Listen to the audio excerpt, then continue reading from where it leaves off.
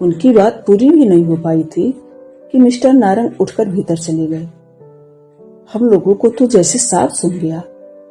अवस्थी साहब, ये आप, उन्होंने कहना चाहा पर चुप हो गए। सारी यार, उनका मंतव्य समझकर अवस्थी जी बोले, दरअसल जो मैं कहना चाहता था शायद ठीक से कह नहीं सका। देर बाद नारंग साहब भीतर से नमूदार हुए। उनके हाथ में जरी वर्क वाला एक पर्स था। उसे साले को सौंपते हुए बोली, अभी अवस्थी जी ने सुहाग चिन्हों की बात की तो मुझे याद आ गया। मैडम जाते समय ये सारी चीजें मेरे मुंह पर फेंक कर चली गई थी। शादी की कोई याद, कोई चिन्ह वे अपने साथ नहीं रखना चाहती थी। अब मरने के बाद उन्हें सुहागन बनने का शौक चल रहा है तो ये रख लो, अपनी बहन का मन भरकर श्रृंगार करना। पर जीजा जी, दीदी की इच्छा इस घर से विदा होने की थी। तो क्या तुम्हारी दीदी की इच्छा ही सर्वोपर है? मेरी इच्छाओं का कोई मोल नहीं। क्या मृत्यु से सारे आरोपों से बरी कर देगी? वे अनगिनत पल जो मैंने अकेले गुजारे हैं, उनका हिसाब कौन देगा? दो बेटों के होते हुए भी मैं निसंतान बुढ़ापा काट रहा हूँ। यह जवाबदेही किसकी है?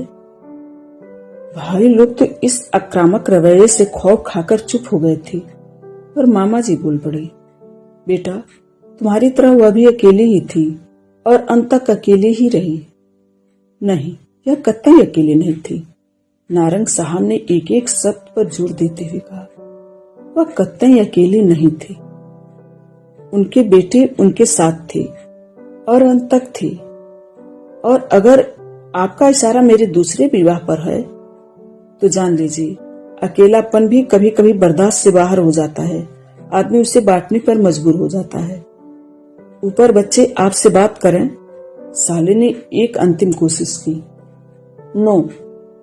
उनका नो कहना इतना स्पष्ट, इतना निर्णायक था कि उन लोगों ने फिर कोई बात नहीं की। चुपचाप सब उठ गए। शिष्टाचारवश हम लोग भी खड़े हो गए, पर दरवाजे तक छोड़ने कोई नहीं गया, नारंग साहब भी नहीं। उनकी गाड़ी जब तक गेट पार करके चली नहीं गई तब तक हम लोग वैसे ही खड़े रहे, मौन, अविचल, जैसे किसी शोक सभा में श्रद्धांजलि दे रहे हो। सारी, नारंग साहब ने दोनों मित्रों के कंधों पर हाथ रखते हुए कहा, सारी, आपको इतनी रात कष्ट दिया, पर इन लोगों को अकेले झेलने की हिम्मत मुझ में नहीं थी। सारी क्यों कह रहे हैं? यह तो आपका अधिकार है।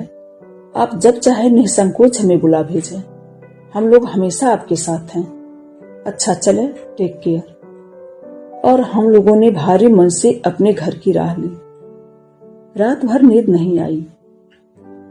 वह अनदेखी अनजानी औरत बार बार रूप बदलकर सपनों में आती रही। समझ में नहीं आ रहा था कि जिस घर को वह बरसों से छोड़ गई थी उसके प्रति इतना मोह क्यों? जिस पद के लिए मन में इतना तिरस्कार था उसके नाम से फिर मांग भरने की जिद क्यों? क्या यह प्रसूत का कोई नया तरीका था, या कि पछतावे की प्रतिक्रिया थी, या कि मन के किसी कोने में अब भी पति के लिए प्रेम दुबका बैठा था? सच, मानव मन एक गुफा की तरह होता है, उसका और छोर पता ही नहीं चलता। 8 साल पहले इस बंगले में आना हुआ था। यूं भी बंगलों में अड़ोस पड़ोस नाम मात्र को होता है, यहाँ तो एकदम ही शून्य था। बाईं तरफ वाले बंगले में एक कंपनी का गेस्ट हाउस था। दाईं तरफ नारंग साहब रहते थे जो तलाकशुदा थे।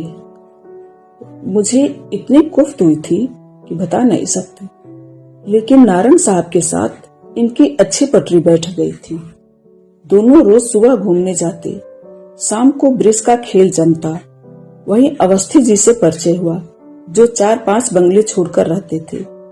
जब पुरुष वर्ग अपने खेल में मस्त होता, मिसेज अवस्थी अपनी बोरियत दूर करने मेरे पास आ जाती। हम दोनों लोगों में अच्छा बहनामा हो गया। फिर एक दिन सुना कि नारंग साहब शादी कर रहे हैं। तर्क वितर्कों की जैसे बाढ़ सी आ गई। किसी ने कहा इसी औरत के कारण पहली वाली छोड़कर चली गई, लेकिन फिर 10 साल बर्बाद करने की क्या जरूरत थी?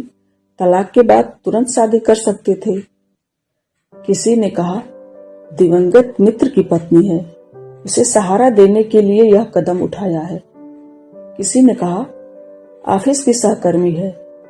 शादी के बाद एक छोटी सी पार्टी देकर नारंग साहब ने पत्नी को मित्रों रिश्तेदारों से विधिवत मिलवाया।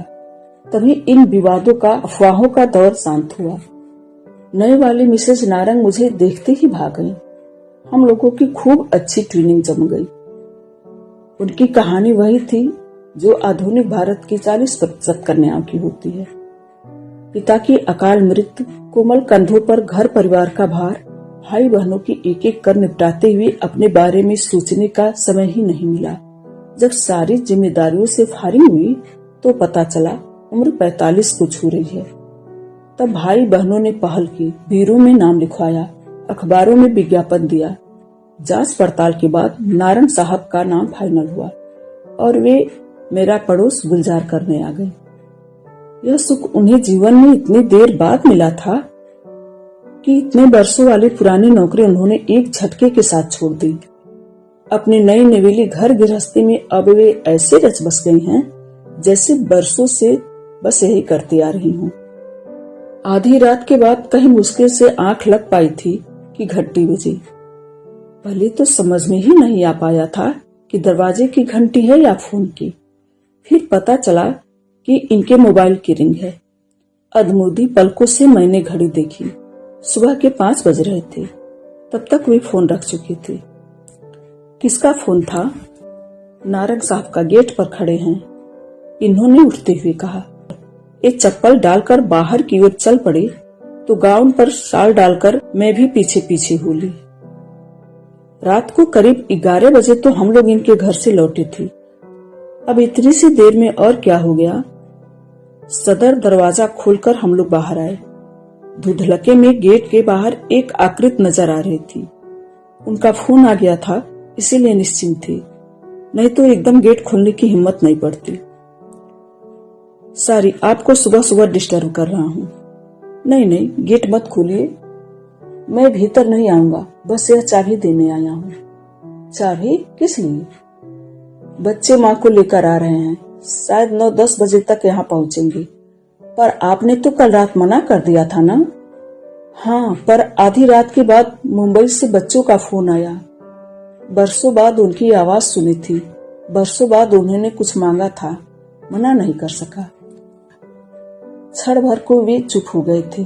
शायद उनका गला भर आया था, पर तुरंत ही उन्होंने अपने को संभाल लिया और कहा, हम लोग 15-20 दिनों के लिए बाहर जा रहे हैं। वे लोग अगर 13वीं भी यहीं से करना चाहें तो कर सकते हैं। मतलब आप नहीं रहेंगे? नहीं, और मेरा रहना जरूरी भी नहीं है। अंत्येष्टि में तथा संस्कारों में बेटों की उपस्थिति जरूरी होती है, तो वे दोनों तो रहेंगे ही। कुछ क्षण चुप्पी छाई रही। फिर वे बोले, शर्मा जी, सबका कहना था कि मरने वालों की इच्छा का सम्मान करना चाहिए, सो कर रहा हूँ, पर उसके लिए किसी जीवित का मैं अपमान तो नहीं कर सकता ना। अच्छा, अब मैं चलता हूँ। मिसेस गाड़ी में वेट कर रही हैं। और चाबियां इन्हें सौंपकर वे चल पड़ी। मैंने झांक कर देखा, उनके बंगले के सामने उनकी नीली सेट्रो उनकी प्रतीक्षा कर रही थी। मिसेज नारंग उसमें बैठी होंगी। अच्छा ही हुआ जो वे नीचे नहीं उतरी। इस समय उनका सामना करने की हिम्मत मुझमें नहीं थी।